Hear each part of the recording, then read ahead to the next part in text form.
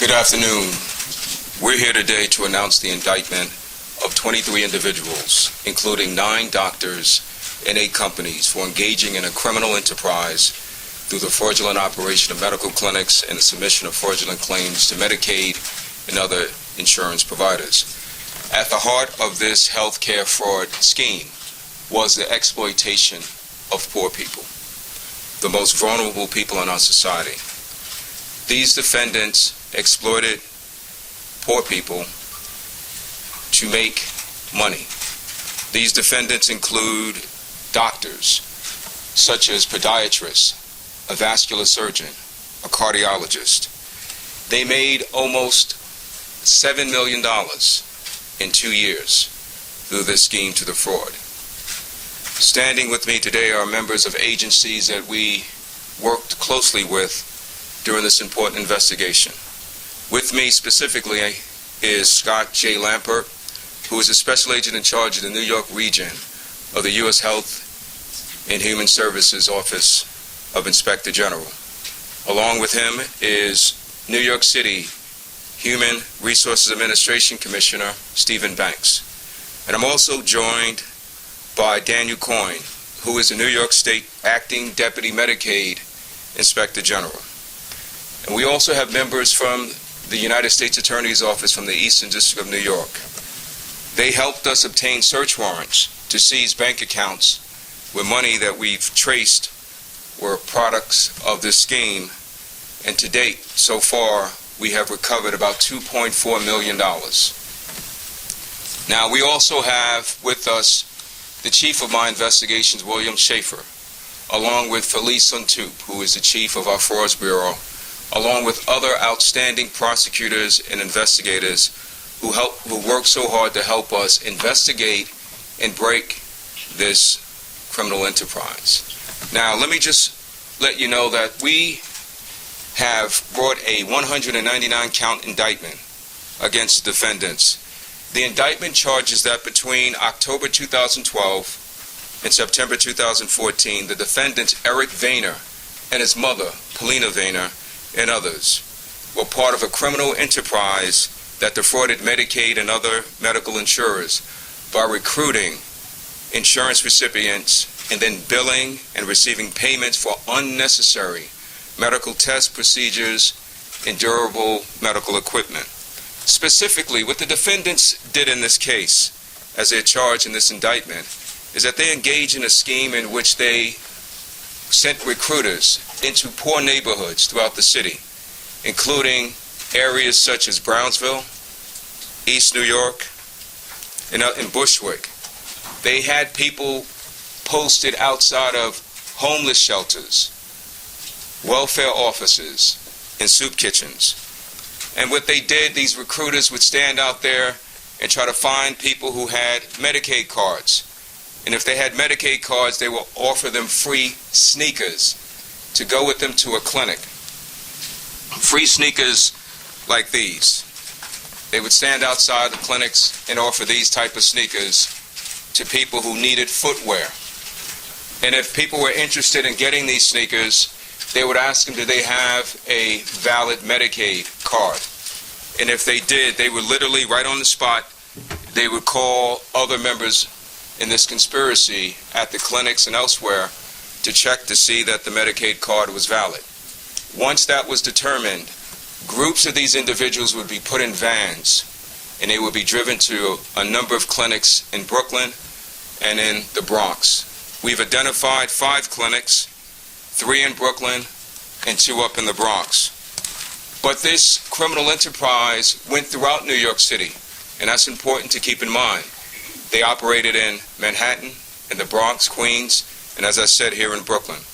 Once the patient got to the clinic, they would see often a podiatrist, and a podiatrist would perform a cursory, if any, examination. And then other members of the clinic would give them equipment for coming in, equipment that they didn't need. They would give them an ankle brace, orthotic insoles. They gave them this equipment because they wanted to be able to bill and exploit Medicaid and Medicare and other insurers. we maintain that the devices that they gave to these folks were medically unnecessary. Now, what the people at the clinic did, they sent these individuals for a battery of tests. Sometimes in one day they would have a bunch of tests done at these clinics. For instance, a vein test, cardiograms, pain management. We maintain that this was all done under the guise of medical treatment just to defraud Medicaid and Medicare. Now, in order for me to explain it more fully, I want to direct your attention to this board, to my left and to your right. That board shows the structure of this criminal enterprise. At the top of the board is the ringleader, Eric Vena. Eric Vena decided who worked in a particular clinic. He also decided what type of medical specialty a clinic would offer. He decided what medical tests, procedures, and durable equipment would be ordered, dispensed, and billed. And he even sometimes determined how doctors were paid. And to make sure that he was properly paid the money from each doctor, he tracked the number of patients that were sent to these doctors by computer and by a daily report that he received from his office managers. And so at the top is Eric Vena. Also at the top is his mother, Paulina Vena. We consider her as the second in command, because what she did is she basically ran the operation out of the warehouse in Sunset Park. You see, there were various clinics in Brooklyn and in the Bronx, and you had all of these recruiters who went around to soup kitchens, homeless shelters, and welfare offices to recruit people. And they recruited so many people every day, practically every day. We believe thousands of people during the course of this scheme. And then when they would go and they would get these medically unnecessary tests and procedures, the key for this scheme was for them to be able to bill. And so they had a centralized location at this warehouse in Sunset Park that Mr. Vena's mother ran. She did the billing, she ran the payroll, and she controlled some of the clinics from that location. We also have the 9 doctors depicted on that chart as well.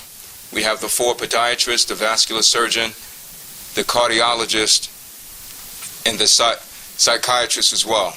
And then at the bottom were just some of the folks who ran the clinics, some of the billing people who played a key role in this case. Now, in order for me to explain how this scheme worked and how they were able to make $7 million in 2 years, I want to just go over to this board and illustrate something to you. So the way it worked is you have the 2 leaders, Eric Vena and his mother. They got this guy named Bernard Rory. He was the main recruiter, but he was not the only recruiter. But he was the main recruiter who would go and get the shoes. Now, you see some of these shoes up here. We have sneakers, they're boots, they're sandals, because it depended on what type of season it was they were recruiting people for this scheme. Mr. Rory would take those shoes and he would stand outside of homeless shelters, welfare offices, and soup kitchens and literally scream out, "Free sneakers, free shoes. Does anyone want a free pair of sneakers?" Once he was able to entice some of the individuals who needed footwear, he would check their Medicaid cards, and then he would literally put them in vans and drive them to the clinics, the 5 clinics that are depicted here, where a lot of the fraud was committed. In these clinics, they also billed Medicaid and Medicare right from these clinics and also from the warehouse. And the way it's done, they were doing it electronically. So they were getting a lot of money as well electronically. So they would, through the clinics and through the warehouse, bill Medicaid. Medicaid would send money directly to the doctors sometimes, and the doctors would give the money to Vena. And sometimes the Medicaid would send the money directly to Vena himself, because Vena had his own durable medical equipment company. And so that's why it was important for them to have all types of a battery of tests that people didn't need, and as well as to get them as much, to have as many devices that he could bill for. Now what I want to do is just to show you how this played out, because we had a long-term undercover investigation where we sent undercover agents on at least 40 different occasions to these clinics, and we recorded video and otherwise a substantial amount of evidence to show what this scheme was about.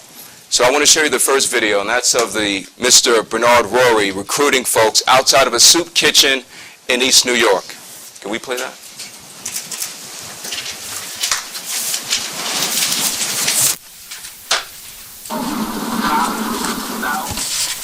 Now, right now, you see Mr. Rory, you see...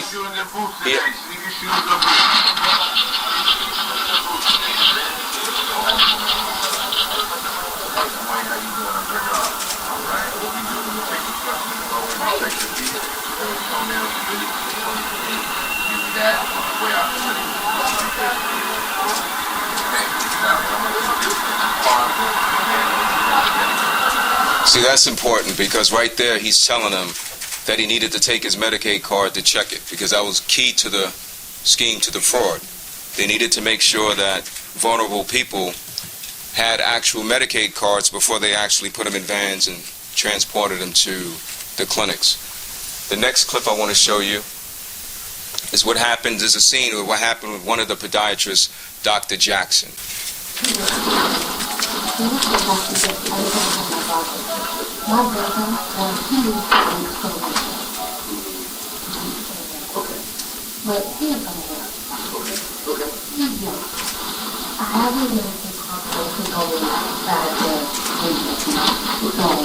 That's why I really came to ask you. So I just come on, you know, I want to ask you. You're a medium up in there.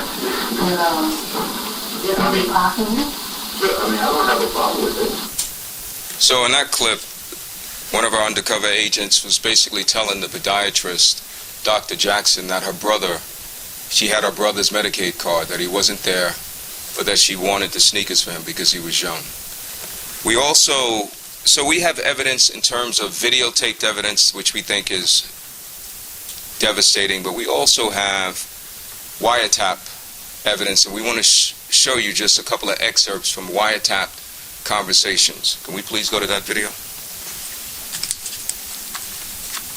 And this is Vena speaking to different people. Everybody's getting echo and carotid. Everybody, yeah. The problem beginning time. Yeah, no, they do everything. We do medical upstairs, and then once they're done, we send them down to do echo, and then we do podiatry downstairs on them. So I told every patient is going to get a test. Okay. I mean, honestly, yeah, the doctor will write the 2 tests, and then upstairs they write, 2 tests. Yeah, and remember, we're billing some we're billing under Grossman. Okay, all right. The key is to build up the business at 9:53, then we can use the same patient like guinea pigs for anything you want. So the male voice on those excerpts was Eric Vena, who we now have in custody down in Florida. Eric Vena was captured on wiretaps talking to other members of this conspiracy, referring to these vulnerable victims who they exploited as guinea pigs, and saying that it's clear that the test that they were referring to was the various bogus, unnecessary medical tests just to be able to fleece Medicaid, Medicare, and other medical insurers. This case is a very important case.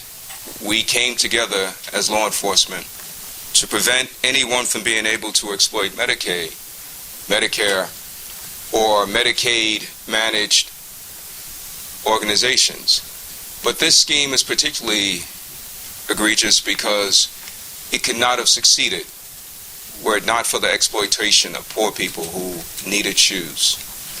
At this point, I'm going to ask Commissioner Steve Banks to please say a couple of words about this investigation. Thank you.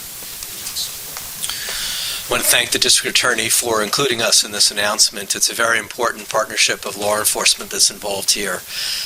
As you saw from the tapes and from the video, the alleged conduct here is absolutely disgraceful. Our clients were misled. They were treated as guinea pigs. They were provided with medical care that they didn't need.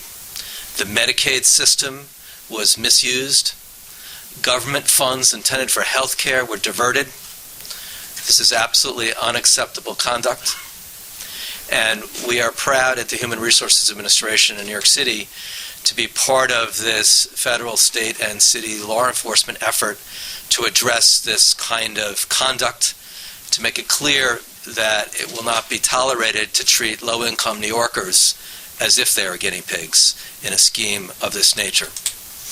I want to thank the District Attorney and Ken Thompson and all of the staff in the Kings County District Attorney's Office for the partnership with them. I want to thank the State Office of Medicaid Inspector General's Office for the terrific work that they did in partnership with us, and of course the Health and Human Services, Federal Health and Human Services agencies, Inspector General Office and the U.S. Attorney's Office in the Eastern District. The partnership with them was critical.